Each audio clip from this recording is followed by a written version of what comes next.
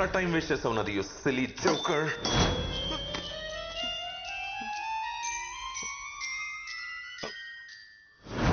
Okay okay, నువ్వు కూడా మంచి మెజిషియన్వి ఒప్పుకుంటున్నాను. ఇప్పుడు నేను వెళ్ళిపోవచ్చా?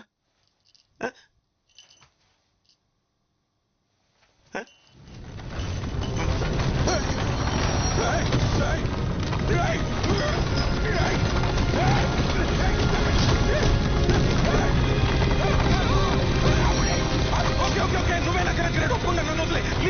Leave me. You're the greatest. You're the greatest. You're the greatest. You're the greatest. You're the greatest.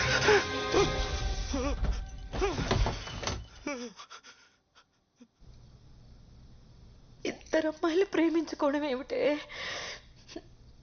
సృష్టికి విరుద్ధం. పాపం చుట్టుకుంటుంది. చూడండి ఆంటీ, అందరూ రైట్ హ్యాండ్తో రాస్తారు, కానీ కొంతమంది మాత్రం లెఫ్ట్ హ్యాండ్తో రాస్తారు. They can't help it. It's not wrong. ఇది కూడా అలాగే. మనలో కలిగే బయాలజికల్ చేంజెస్ మనల్ని ఒకే జెండర్కి అట్రాక్ట్ అయ్యేలా చేస్తాయి. వేరే స్పీషీస్లో కూడా అది జరుగుతుంది.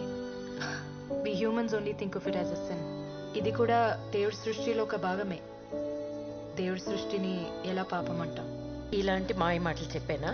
నా కూతుర్ని ఇలా తయారు చేసావు ఏంటండి? మీరే మాట్లాడుకుని కూర్చుంటారే. నా మౌనవ్రతం మీరు పుచ్చుకున్నారా ఏమిటి? దానికి మైండ్ పాడైపోయింది, అందుకే అలా మాట్లాడుతుంది. పదమ్మా, డాక్టర్ దగ్గరికి వెళ్దాం. లేదు అంకుల్, తనకి ఇప్పుడు బాగానే ఉంది. ఆ విషయం చెప్పడానికి నువ్వెవరు? నేను నా కూతురుతో మాట్లాడుతున్నా. నేను కూడా డాక్టర్నే అంకుల్, పైగా సైకియాట్రిస్ట్, బ్రెయిన్ డాక్టర్. నువ్వు నోరుమై. నాన్న ఏమిటే అరుస్తున్నావు? చిన్నప్పుడు ఎంత నెమ్మదిగా ఉండేదానివి. ఇంటికి కొత్త వాళ్ళు ఎవరైనా వస్తే సిగ్గుతో లోపలికి వెళ్ళి దాక్కునేదానివి. మగవాళ్ల కళ్ళలోకి చూసి మాట్లాడటానికి కూడా భయపడేదానివి. ఆఖరికి సొంత మావయ్య అయినా సరే నువ్వు మారిపోయావే. నువ్వు మా రాధమ్మే కాదు. నిన్నెంత బాగా చూసుకున్నావు, ఆఖరికి మమ్మల్ని ఇలా బాధపడతావా? అంకుల్, మీకు రాధా గురించి అవునా అన్న, చాలా బాగా చూసుకున్నారు. 8 ఏళ్ల వయసు అప్పుడు సంగీతం నేర్చుకోవడానికి పంపించారు, గుర్తుందా? అక్కడ మాస్టర్ నన్ను తన ఒళ్ళో కూర్చోపెట్టుకొని నా తొడ మీద తాళం వేస్తూ చాలా బాగా చూసుకునేవారు. Family doctor Subbarao uncle. నా హార్ట్ బీట్ బాగా వినిపించాలని స్టెథోస్కోప్ వంకతో తాకరాని చోట తాకుతూ నన్ను చాలా బాగా చూసుకున్నారు. బయట ఎక్కడో ఎందుకు, మన ఇంట్లోనే. మావయ్య, సొంత మావయ్య 12 ఏళ్ళు దాటిన అమ్మాయిని ఇక్కడ చోకొడుతూ పడుకోబెట్టాల్సిన అవసరం ఉంది? ఇలా చాలా మంది నన్ను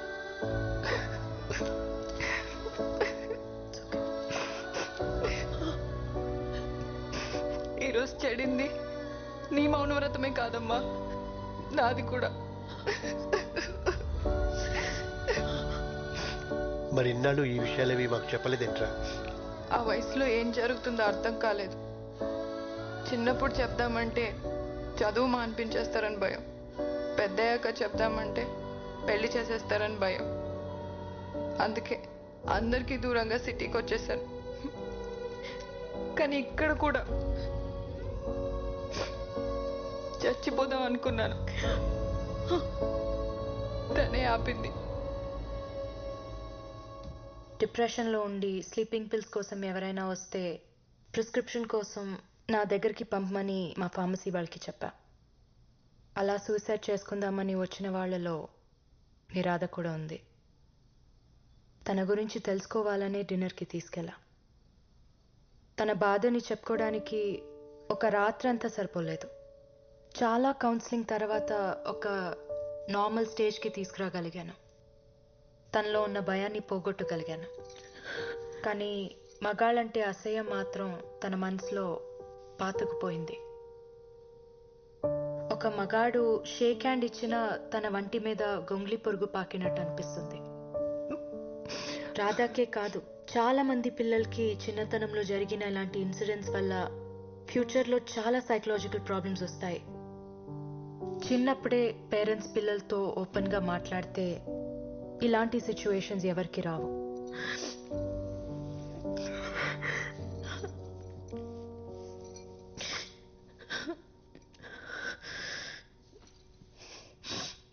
మగాళ్ళ మీద అసహ్యం అర్థమైంది, కానీ అమ్మాయి మీద ప్రేమ ఎలా? నా విషయంలో జెనెటిక్స్, రాధా విషయంలో తనకి జరిగిన ఇన్సిడెంట్స్ మాలో ఓరియంటేషన్ని మార్చాయి. కానీ ఇవన్నీ ఎలా పాసిబుల్ అవుతాయమ్మా? అవుతుంది నాన్న. ప్రపంచంలో కొన్ని వేల జంటలు మాలాగే కలిసి జీవిస్తున్నారు. మరి పిల్లలు?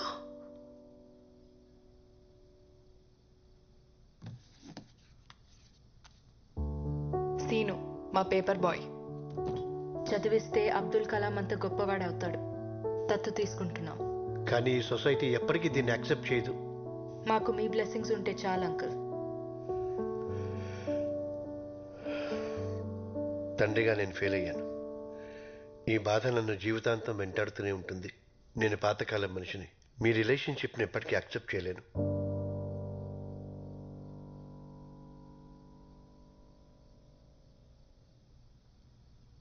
తనకు నువ్వేం చెప్పావు? నేను నీ అత్త అని చెప్పాను. شما دوتا خیلی شبیه همین.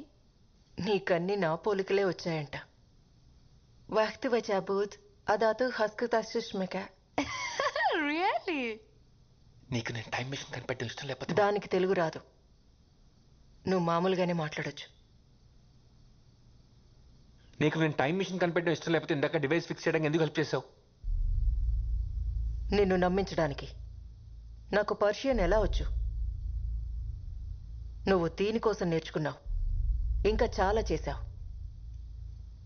కానీ నీ గురించి నిజం తెలియగానే ఇది నిన్ను వదిలేసి వెళ్ళిపోతుంది. చాలా బాధపడతావు. టైం మెషిన్ కనిపెట్టడానికి ఇంకో 20 years కష్టపడతావు. నీకు పర్సనల్ సోషల్ లైఫ్ ఏదీ ఉండదు. ఫైనల్గా ఇలా అవుతావు. టైం మిషన్ కనిపెట్టకపోతే నా అమ్మ నాన్న మన అమ్మ నాన్న ఎలా కలుసుకుంటాం? కనిపెట్టి ఉపయోగం లేదు. కాసేపట్లో వాళ్ళు చనిపోతారు.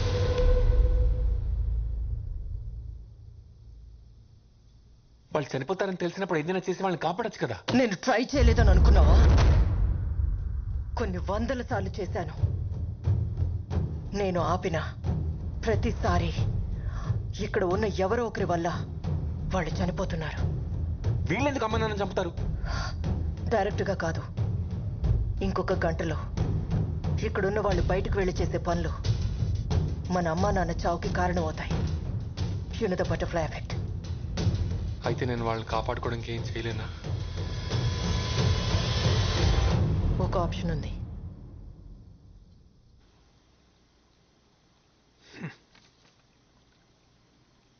అరే నాని, ఆ బుడ్డోడు వెనకాలో ఆ పడవ వెనకాల దాక్కొని ఉంటావు. ట్యాంక్ పగలగొట్టైనా నేను బయటికి తీయగలను. ఇన్నిసార్లు హెల్ప్ చేసావు. ఇది ఒక్కసారి హెల్ప్ చేస్తే నా జాబ్ సెట్ అవుతుంది.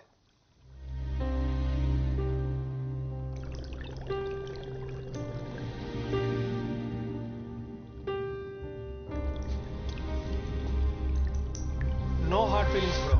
సరేనా, చంపుదామని ఎలాగో ఫిక్స్ అయిపోయావు కాబట్టి ఒక చివరి కోరిక. వాడెవడో యూట్యూబ్లో చెప్పినట్టు కాదు, నేను చెప్పినట్టు ఉండరా. ఇద్దరం కలిసి ఒక్క లాస్ట్ పర్ఫెక్ట్ డిష్ ఉండదాం. అబహ, నువ్వు ఎక్వేరియం ఫిష్వి, నిన్ను ఎలా ఉండేస్తాడు? వాడికంత తెలివి ఉంటే ఎప్పుడో ఉద్యోగం వచ్చి ఉండేది. ఏంట్రా జోక్ చేస్తున్నాను అనుకున్నా? మా నాన్నగారు నిజంగానే చంపేద్దాం అనుకున్నారా ఏంటి? ఇట్స్ ఓకే రా చెంటి, పర్లేదు. నువ్వంటే వదిలేస్తే 100 ఏళ్ళు బతికేస్తావు. నేను బతికేదే 10 ఏళ్ళు. అది ఈ ఫిష్ ట్యాంక్లో మ్యాక్సిమం 4 ఏళ్ళు. ఈ బుడ్డోడిని తిట్టుకుంటున్నావు, నీతో గొడవ పడుతున్నావు, బతకాలి. ఏదో ఒక రోజు పైకి తెలిపోయాక బాడీని తీసుకెళ్లి చెత్తబుట్లో పడేస్తారు. ఎవరికి ఉపయోగం లేకుండా అలా చావడం కంటే ఇలా అయితే కనీసం వీడికైనా ఉపయోగపడతా. చచ్చాక నేను ఎవరికి ఉపయోగపడలేదన్న ఫీలింగ్ కన్నా కనీసం ఒకటి ఆకలి తీర్చానన్న తృప్తి అయినా మిగులుతుంది. వెళ్ళు, పెళ్లి స్టవ్ ఆన్ చేయి.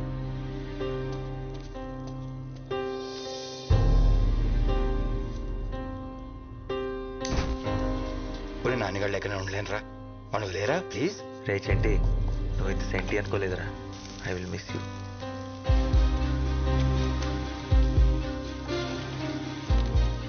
ఒక చిటికెడు కుంకుమ పువ్వు వేయి. యాక్చువల్లీ కొంచెం ఎక్కువే, చచ్చేదేదో రిచ్ చేసేద్దాం. సముద్రంలో ఎదురు నీ కోరిక కదరా నాని, అది తీరట్లేదని బాధ లేదా? బాధగా ఉండకపోవడం ఏంటి, కన్నీళ్ళు కూడా వస్తున్నాయి. కానీ మా అడ్వాంటేజ్ అదే, నీళ్ళలో ఉంటాం కదా, కన్నీళ్ళు కనపడం. కనీసం చావు అంటే భయం కూడా లేదురా? చాలా భయంగా ఉంది, కనీసం కళ్ళు మూసుకుందామంటే ఆ దేవుడు మాకు రెప్పలు కూడా ఇవ్వలేదు.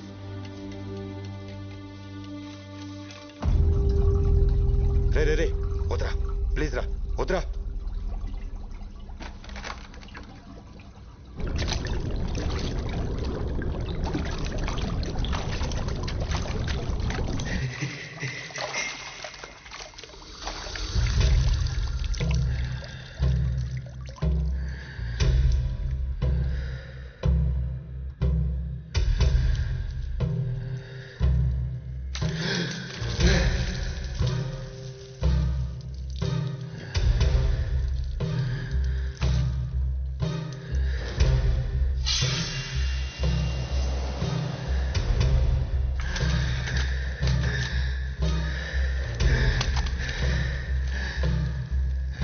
అరే వాడికి ఊపిరి అడగనే కొట్టుకుంటున్నాడు రా, చచ్చిపోయేలా ఉన్నాడు రా. వద్రా ప్లీజ్ రా, వద్రా.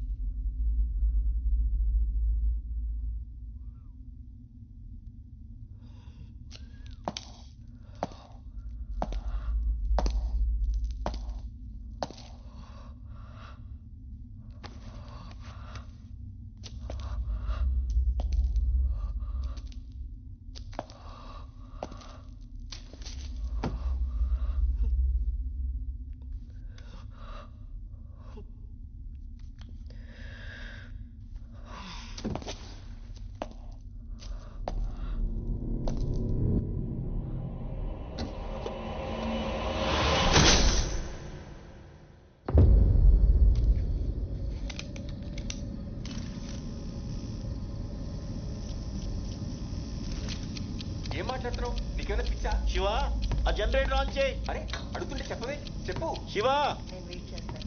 వెళ్ళు. పలకమేంట్రా? వెళ్తున్నావా లేదా? వెళ్తున్నా.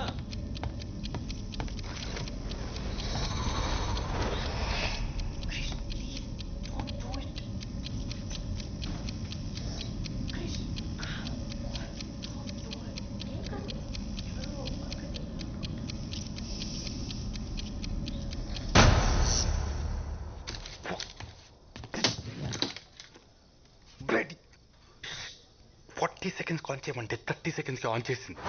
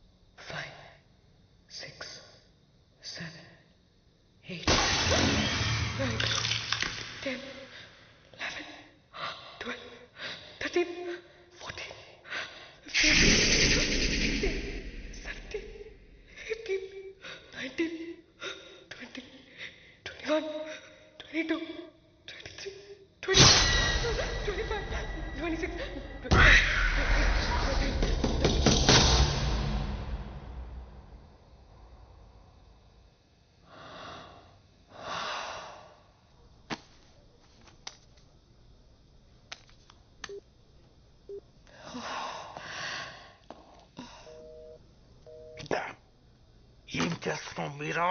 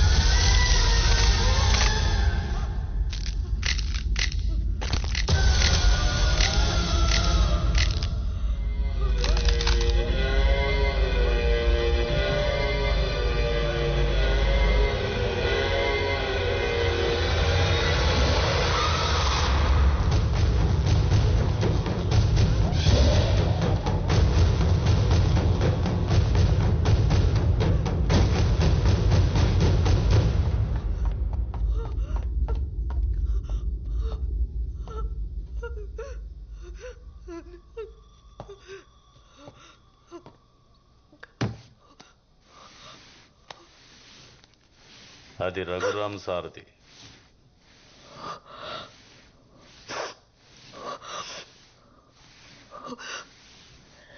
రఘురామ్ అతని భార్య, వాళ్ళ గురించి నీకేం తెలుసు? ప్లీజ్ చెప్పు. రఘురామ్ సార్కి వైదేహి మేడం అంటే ప్రాణం. ఇక్కడే వాళ్ళు ఎంతో ఇష్టపడి కట్టుకున్న ఇల్లుండేది. ఓ పెద్ద యాక్సిడెంట్లో మేడం శరీరం చచ్చుబడిపోయింది, మాట కూడా పడిపోయింది. అప్పటి నుండి తన బిజినెస్ వదిలేసి భార్యతోనే ఉండేవాడు. ఆ ఇంట్లో ఆయన తప్ప ఇంకో మనిషి ఉందన్న సంగతి చాలా మందికి తెలియకుండా పోయింది. అప్పుల వాళ్ళ ఇంటిని కబ్జా చేయాలని చూశారు. సార్ ఒప్పుకోలేదు. ఆయన ఇంట్లో లేని టైం చూసి ఆ ఇంటిని కూల్చేశారు. అదే టైంలో ఆ ఇంట్లోనే ఉన్న వైదేహి కదల్లేక, కాపాడమని అరవలేక బ్రతికుండగానే ఆ చెట్టు ఉన్న దగ్గర సజీవ సమాధి అయిపోయింది.